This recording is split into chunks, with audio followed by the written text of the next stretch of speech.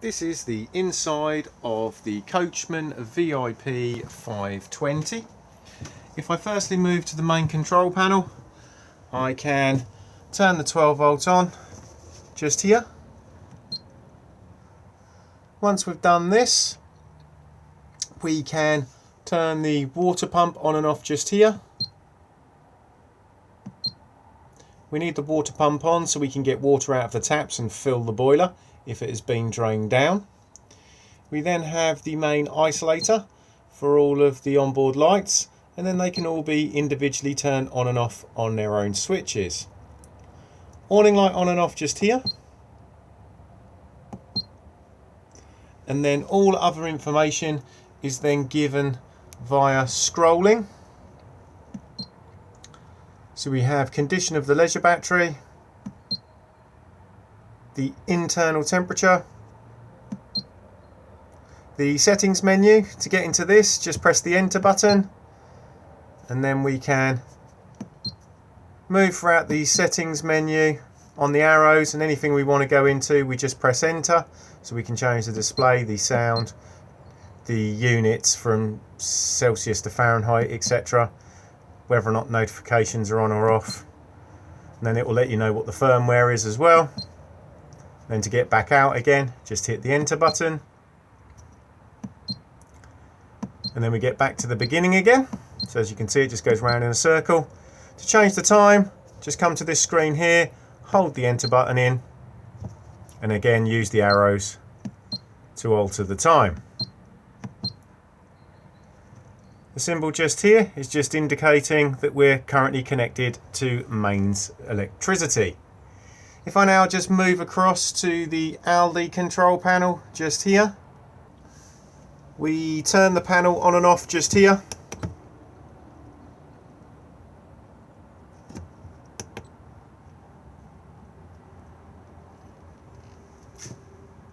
On initial startup, it will give you a temperature of the caravan. It will let you know if you've got main supply connected, and this little circulation pump symbol will come up whenever the actual pump is in operation for the heating. If I now press a menu, we will bring up its basic functions. So the top part here is the thermostat for the heating. It will go right the way up to 30 degrees and drop all the way down to 5 degrees for frost protection. Next, we have a little picture of a shower head, which is for hot water. So at the moment, hot water off, hot water on, and then hot water in boost mode. If you boost the water, which is very handy if there's going to be more than one of you having showers in quick succession of each other, or if you just want hot water very quickly, it will turn the heating off as it needs to use that extra power. So even though now I've got the heating on at 28 degrees and I've got hot water on, the system hasn't actually fired up yet because we now need to give it a power source. So if we're hooked up to main supply, we can run off the mains. And as you can see, we've got a little picture of a lightning strike just here. So if I now press plus, we can run it on 1 kilowatts, 2 kilowatts, or 3 kilowatts. So this is all just dependent on the amperage of the site you're on to try and avoid tripping. If we have no main supply, we can run on gas by highlighting the flame. And if we have both power sources available to us, we can run in dual fuel, which is very handy, especially in the winter months if you want to get up to temperature nice and quickly. This ACC here cannot be accessed. It can only be accessed by technicians. If I now press the little picture of the cog just here, this will bring up the settings menu. So firstly, we have a moon and a sun. So we have night mode first of all. We can turn night mode on and off just up here. We can then set the temperature we would like it to be for that period. And then we can set when we would like night mode to begin, and whether it's for all days of the week or just individual, and then when we would like night mode to end. In this corner here, we can highlight this one here, and it will invert the backlight, so the screen goes to black, the writing goes to white, And we can also on this bit here tell the boiler that we do not want any hot water throughout that period. Very handy if you're wild camping, so it will save the gas not heating up hot water when it's not required. Next we have a little picture of the sun, and we basically just have the same again but for the daytime. Prioritises what the system prioritises in using when in that dual fuel mode. So at the moment it favours main supply over gas, so it will use both power sources to get you up to temperature, and then once the gas is no longer required it will shut down. If you're on a very low amp site you can flip it on its head so it's consuming more gas and less electricity.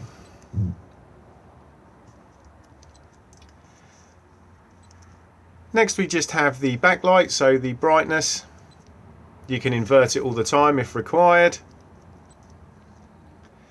This one is not used on this particular model. And then this is just where we set the correct time of day, day of the week, etc. And we can also, by highlighting it just here, have it so it shows on the home screen.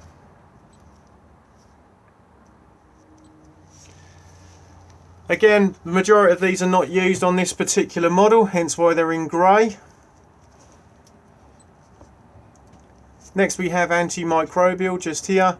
If this is highlighted, what will happen is in the middle of the night the boiler will come on, heat itself up rapidly to kill off any bacteria that may be in the system. Temperature offset just for the onboard thermostat, so if you don't think it's quite correct you can just slightly adjust it. High altitude mode just here, so if you are using the heating and hot water 1,000 or more meters above sea level, just pop this on to make it run correctly at a different air pressure. Button beeps on and off just here. Instead of having like night mode, day mode, etc., you can just have one delayed start and stop to the system. So it fires up at say Monday at 7 o'clock in the morning and then turns itself off on say Friday at 12 in the afternoon.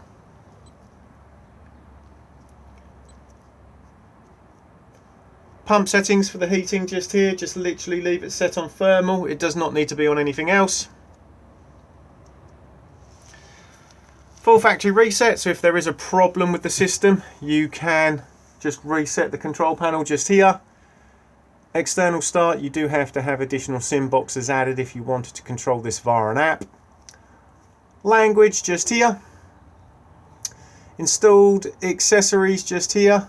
Load monitor is very handy, so if I now tick that and now go back, you will now see that we can actually access this particular one just here. So if we arrive on site and we know how many amps the site is, we can then pick it on here. So let's say we're on a relatively lowish 10 amp site. We'll now pick that. It now doesn't matter that I've now just pushed it up to 3 kilowatts because it won't now necessarily pull that amount because it would obviously trip. And because that's now an activated function, we can get to it straight from the main menu, and I can go back to it, alter it, or turn it back off again.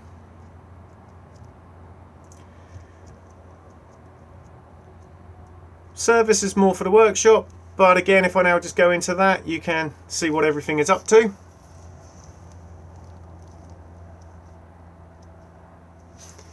If I now move to the front of the caravan and just remove the bench seat cushions,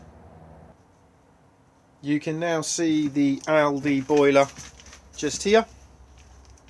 To drain the Algid boiler down for winterization and travel, it's just done at these 2 points. So we've got one drain tap just here and then the other drain tap just here. So one to do the cold feed, one to do the hot feed.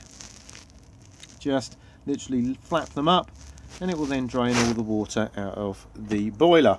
I always suggest that if you are fully winterizing the caravan that you also open up all of the taps as well, because this will help release any airlocks in the system and help it drain down far more efficiently. When it comes to refilling the boiler, make sure both drain taps are flapped over as they are at the moment. Fill up the aqua roll, turn the water pump on, and then the boiler itself will start to refill. The taps will cough and splutter for a bit as they force the air out of the system. Once they're running freely on both hot and cold, reclose, and then the system will fully reprime itself. Some 25 amp fuses just tucked underneath the radiator, just there. And then we have some of the gas isolation taps just here. So we've got cooker, heating and hot water and fridge all in the on position, and quite frankly that's how they can stay. I always say they are more for maintenance than anything else. If you do smell gas in the caravan, go to the source and turn off the gas bottle. Control board for the power touch motor mover just here, and then we have the main fuse for it just in this casing just here. And then we have the consumer unit.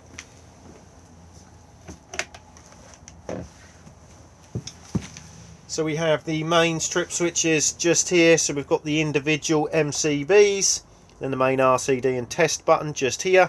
So if anything is not working on main supply, just check to see if you've tripped at this point here. Directly underneath we have the main 12 volt fuses for the inside of the caravan. And again, all labelled up. So if anything is not working on main supply, just check to see if you've blown a fuse. The battery charger just sits at the back of the consumer unit just here. So just make sure that there is ventilation there, or otherwise it may overheat.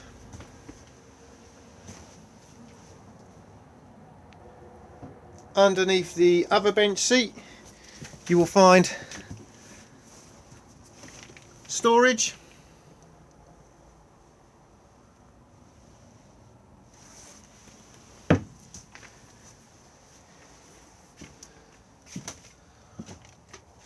Wireless charge pad for compatible mobile phones.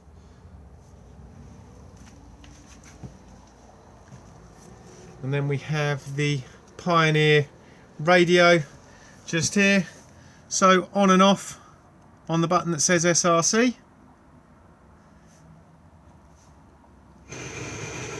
SRC will switch you between your auxiliary if you had anything plugged in via USB. And then the radio, search for radio stations or change tracks just here. And then a volume control. To alter anything, just push the volume button in and then just navigate just here, and then just click again for anything else that you want to change. And then to come back out again, just literally press the back button just here. Extra bass on and off just here. And obviously if you've plugged an iPod in or Android etc, you can activate it on this button just here. And then just back off again on the button that says SRC.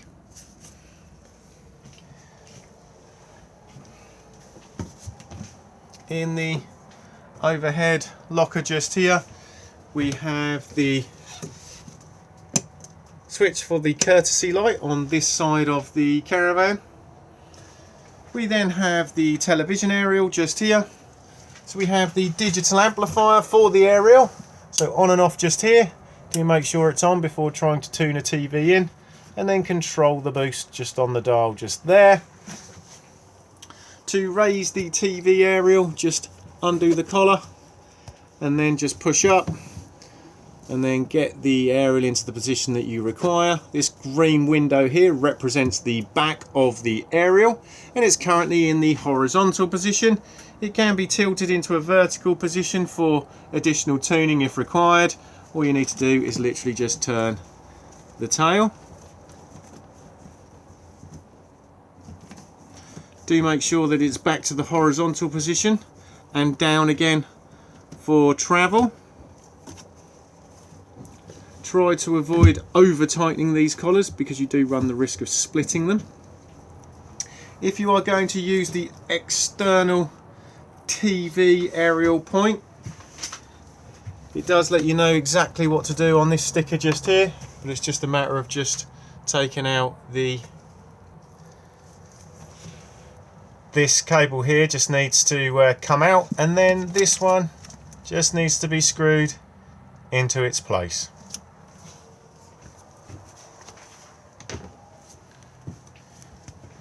TV connection points just here, and then we have a couple of main sockets and 2 USB charge points as well.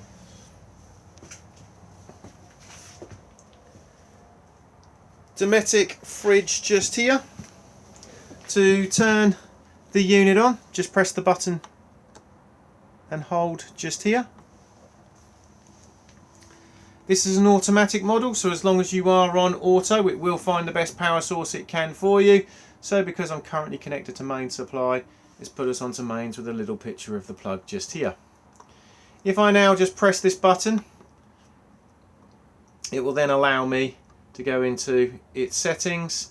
As you can see, I can navigate between them. So at the top here we have temperature control, so if I now press again, I can now raise or lower the bars.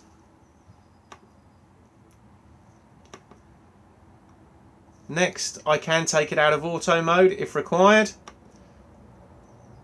So I can manually put it onto 12 volt maintain. I can manually put it onto gas or manually put it onto mains, but auto is the easiest function to have it on. And then at the bottom here we can just adjust the brightness of the screen, turn key beeps on and off just there. And then to turn the unit back off again, just hold the button back in. With this particular fridge, the door can be opened from both sides.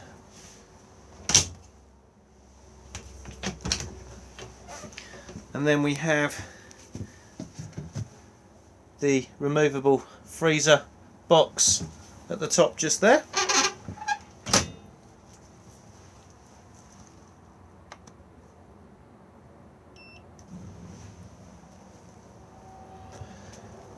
Microwave just here, so this will work when the caravan's connected to main supply. Always advisable to remove all contents for travel. It is plugged in just in the overhead locker just here.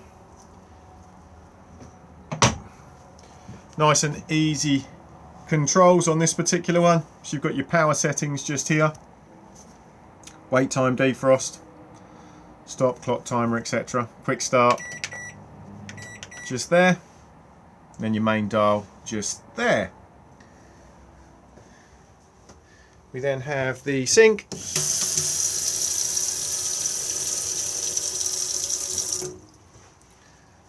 and then the hob. So we have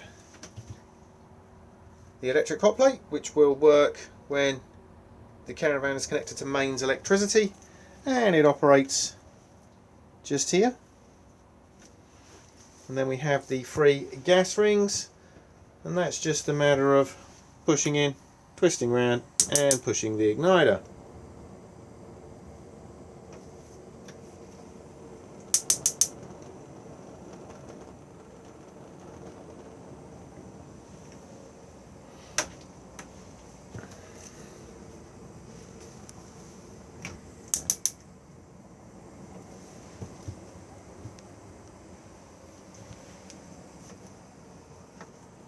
Beneath that we then have the grill.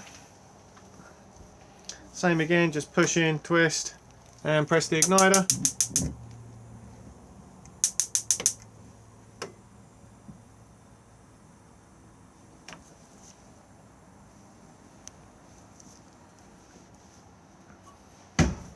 And then the oven beneath. If I just take out the grill pan for a moment.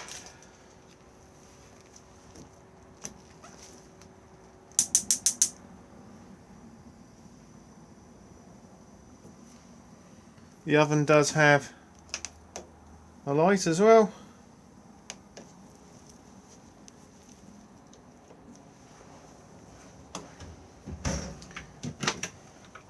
Beneath the oven you will find a plug plugged in which is just for the electric hot plate, just there.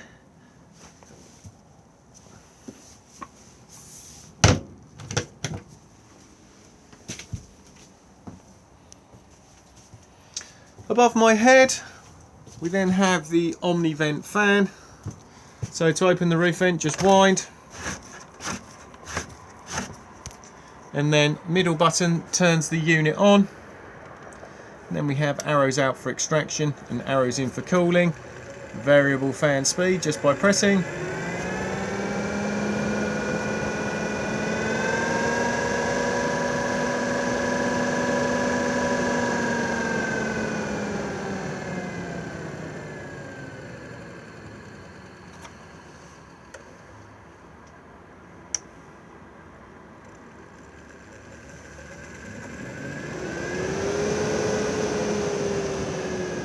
And then just make sure that the roof vent is back down again for travel.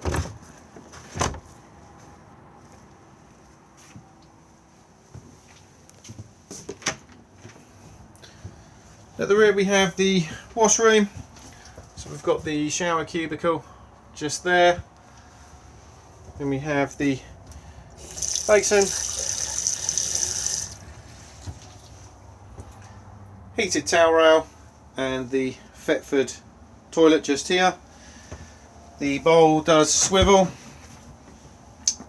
Open to the cassette on the grey lever, and then push to flush on the top.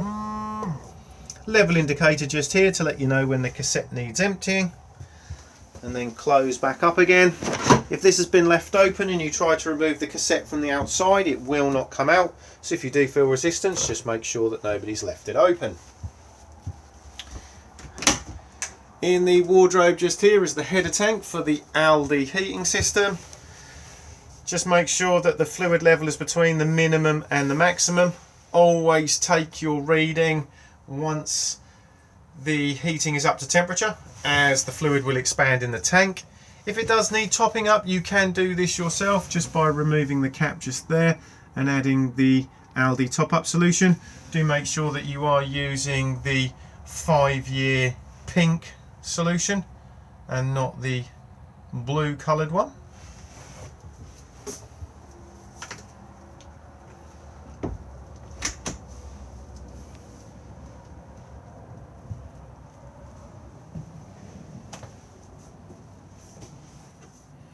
With the dinette, this can be made into a single bed if required. It's just a matter of lifting the table off, folding the leg away, dropping it onto the runners, and then just popping the cushions on top of the table.